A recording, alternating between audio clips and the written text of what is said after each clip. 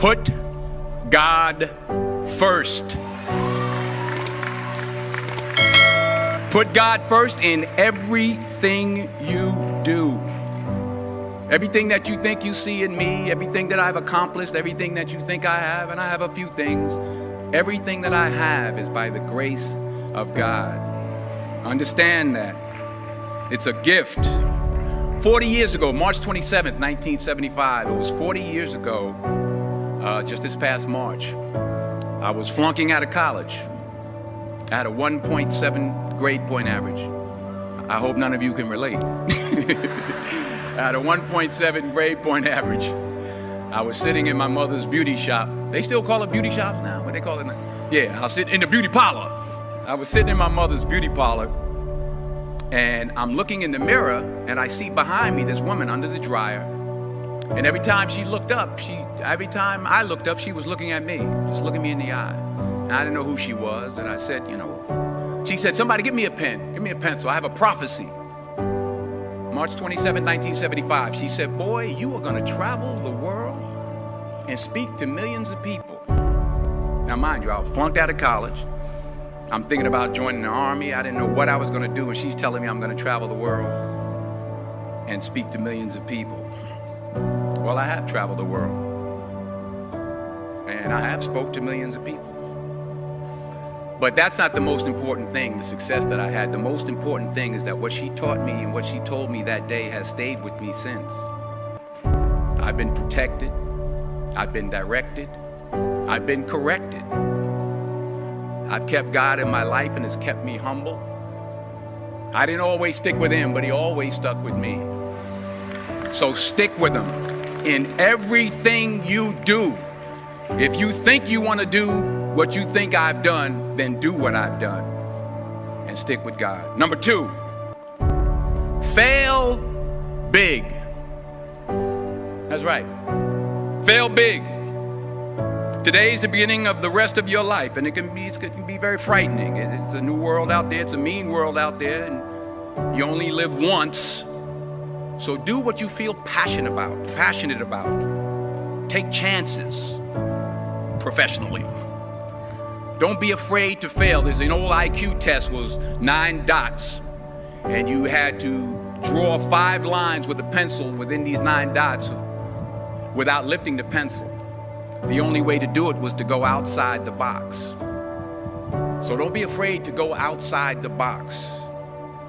Don't be afraid to think outside the box. Don't be afraid to fail big, to dream big. But remember, dreams without goals are just dreams, and they ultimately fuel disappointment. So have dreams, but have goals. Life goals, yearly goals, monthly goals, daily goals. I try to give myself a goal every day.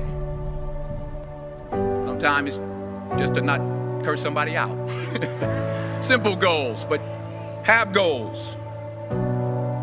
And understand that to achieve these goals, you must apply discipline and consistency. In order to achieve your goals, you must apply discipline, which you've already done, and consistency every day, not just on Tuesday and miss a few days. You have to work at it every day. You have to plan every day. You've heard the saying, we don't plan to fail, we fail to plan.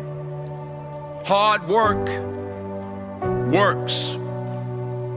Working really hard is what successful people do. And in this text, tweet, twerk world that you've grown up in, remember, just because you're doing a lot more doesn't mean you're getting a lot more done. Remember that. Just because you're doing a lot more doesn't mean you're getting a lot more done. Don't confuse movement with progress. My mother told me, she said, yeah, because you can run in place all the time and never get anywhere. So continue to strive, continue to have goals, continue to progress. Number 3, you'll never see a U-Haul behind a hearse. I'll say it again. You'll never see a U-Haul behind a hearse. I don't care how much money you make, you can't take it with you. And it's not how much you have, it's what you do with what you have. We all have different talents. Some of you will be doctors, some lawyers, some scientists, some educators, some nurses, some teachers. Yeah, okay. Some preachers. The most selfish thing you can do in this world is help someone else. Why is it selfish? Because the gratification, the goodness that comes to you, the good feeling that I get from helping others, nothing's better than that. Not jewelry, not big house I have, not the cars, but it's the joy. That's where the joy is, in helping others. That's where the success is. Finally, I pray that you put your slippers way under the bed tonight, so that when you wake up in the morning, you have to get on your knees to reach them. And while you're down there, say thank you for grace. Thank you for mercy. Thank you for understanding. Thank you for wisdom. Thank you for parents. Thank you for love. Thank you for kindness. Thank you for humility. Thank you for peace. Thank you for prosperity. Say thank you in advance for what's already yours. That's how I live my life. That's why I am. One of the reasons why I am today.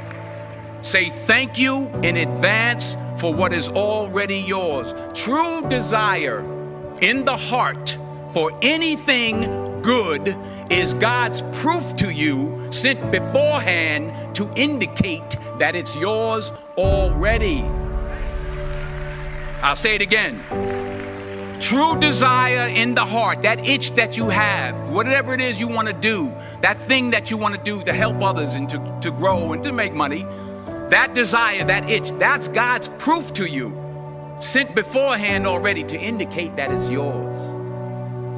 And anything you want good, you can have. So claim it. Work hard to get it. When you get it, reach back. Pull someone else up. Each one, teach one. Don't just aspire to make a living.